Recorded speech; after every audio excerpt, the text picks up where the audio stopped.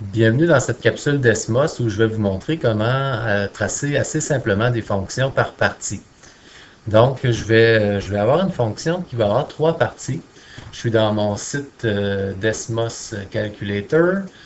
Donc, la première partie f de x égale 3x plus 2. Donc, ça, c'est une droite que je vais définir sur un domaine qui varie de moins 2 plus petit ou égal. Donc, si j'ai simplement pesé la touche plus petit et ensuite égal, sinon, je peux aller dans mon clavier et le symbole plus petit égal est ici. Donc, plus petit égal à x, plus petit que 6. Donc, c'est ma première partie. Je vais faire la deuxième partie, g de x égale moins 4x plus 44. Et je vais définir ça sur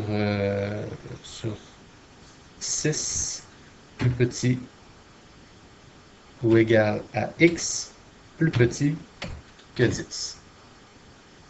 Donc maintenant j'ai mes deux parties. Je vais faire une troisième partie, donc qui va être une fonction constante, une partie constante, donc 44, pardon, 4. Et je vais définir ça de 10 à l'infini. Donc 10 à plus l'infini. Donc je vais tout simplement écrire plus grand ou égal à 10. Donc là, j'ai mes trois parties.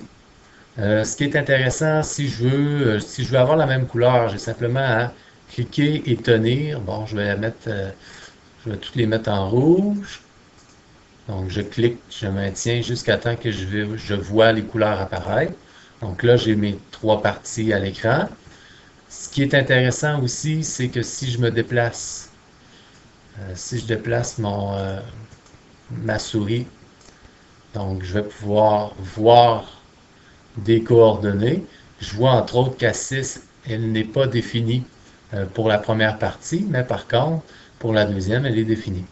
OK? Ce que je pourrais faire également, donc là, on voit qu'ici, je peux pointer les points de rencontre avec les axes. OK, je peux les laisser identifier ou pas. Mais ce qui est intéressant, c'est supposons je pourrais avoir une droite verticale. Donc, je vais mettre n'importe quelle valeur. Vous allez voir que quand je mets n'importe quelle valeur, donc x égale 3, on me donne un curseur donc, que je peux déplacer. Fait que ce que je vais faire, je vais définir mon curseur variant de moins 2 à, par exemple, 20.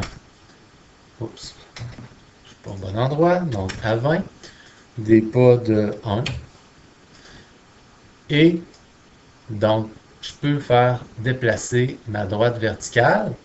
L'intérêt de ça, c'est que si je clique ici sur le point de rencontre, donc quand je vais déplacer, donc dans la partie, je vais voir les coordonnées. Quand je change de partie, je fais tout simplement recliquer dessus et je vais avoir les points, les coordonnées pour chacun des points de ma deuxième partie et ainsi de suite. Donc, c'est pas plus compliqué que ça pour tracer des équations par partie. Donc, j'espère que cette capsule vous aura aidé et à la prochaine.